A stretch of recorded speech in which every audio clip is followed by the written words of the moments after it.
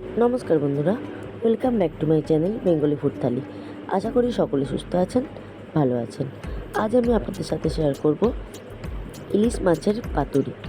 অনেকেই জানেন, তবু আমি কিভাবে করছি তা দেখার জন্য অতি অবশ্যই আমার সাথে থাকুন।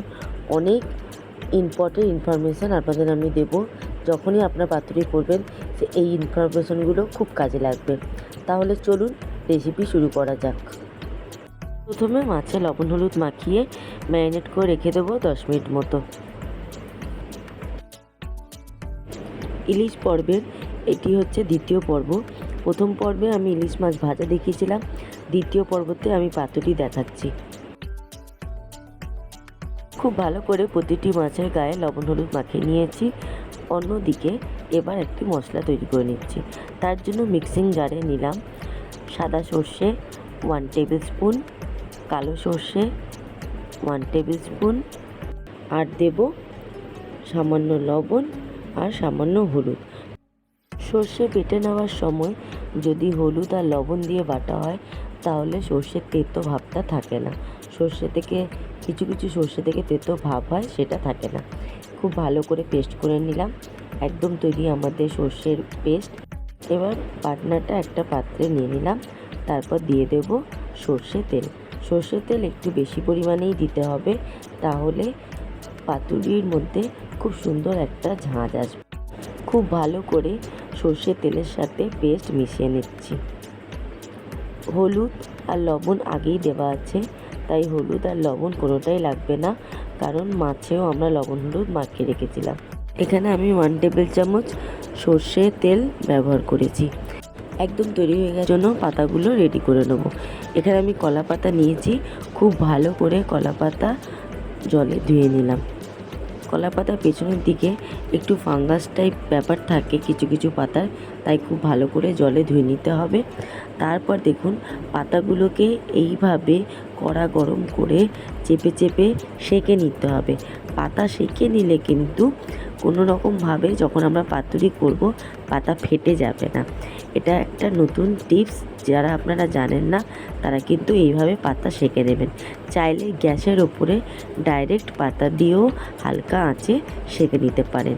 এরপর যখনই পাতুরি করব পাতা একটুও ফাটবে না। আপনারা হয়তো অনেকেই জানেন, পাতাকে যখন ফোল্ড করা হয় কলা পাতা বিশেষ করে ভাঁজ থেকে একটা চিড়ে যায়, ফেটে যায়। তো সেই ফাটাটা বন্ধ করার জন্য প্রত্যেকটা পাতা আমি এইভাবে কড়ার মধ্যে চেপে চেপে সেঁকে নিয়েছি। সমস্ত পাতা খুব ভালো করে ধুয়ে সেঁকে নিয়েছি। এবার পাতুরি করার জন্য বাটি থেকে পেস্ট সমেত মাছ তুলে নিলাম, আর 1 চামচ পেস্ট দিয়ে দেবো মাছের ওপরে। মাছের নিচে পেস্ট সমেত তুলেছিলাম, আর ওপর থেকে 1 চামচ পেস্ট দিয়ে দিলাম। এবার দেব লঙ্কা। লঙ্কা আমি এখানে চিড়ে দিচ্ছি, আপনারা চাইলে গোটাও দিতে পারেন। লঙ্কা চিড়ে দিলাম। এবার দেব খানিকটা সর্ষের তেল, সামান্য সর্ষের তেল।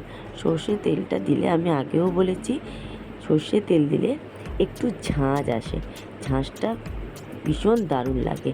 সর্ষে বাটা আর কাঁচা সর্ষের তেলের একটা সুন্দর স্মেল আসে, ঝাঁঝ আসে, যা পাতুরির স্বাদ দ্বিগুণ বাড়িয়ে দেয়।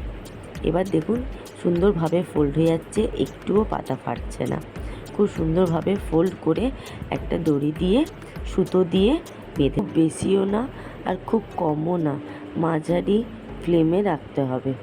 এরপর ভালো করে উল্টে পাল্টে ঢাকা দিয়ে দিয়ে মিনিট 20 মতো মাছ ভেজে নেব বা ভাপিয়ে নেব। এইভাবে ঢাকা দিয়ে দিয়ে করতে হবে।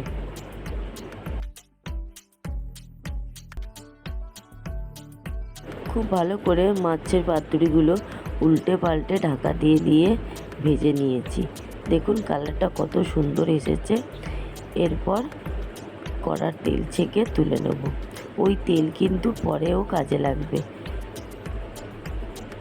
ব্যাস একদম তৈরি, রেডি টু সার্ভ আজকে আমার রেসিপি ইলিশ পাতুরি। আপনাদের যদি আজকের আমার এই রেসিপি ভালো লাগে তাহলে আমাকে একটি লাইক করে দেবেন, আর যদি এরকম অনেক নতুন রেসিপি দেখতে পান তাহলে আমাকে সাবস্ক্রাইব করে পাশের বেল আইকনটিতে ক্লিক করে অল করতে ভুলবেন না, তাহলে যখন যা দেব তৎক্ষণাৎ আপনাদের কাছে পৌঁছে যাবে। আর আমাকে কমেন্ট করে অতি অবশ্যই জানাবেন আমার ভিডিও আপনাদের কেমন লাগলো। ভালো থাকবেন, সুস্থ থাকবেন, সাবধানে থাকবেন।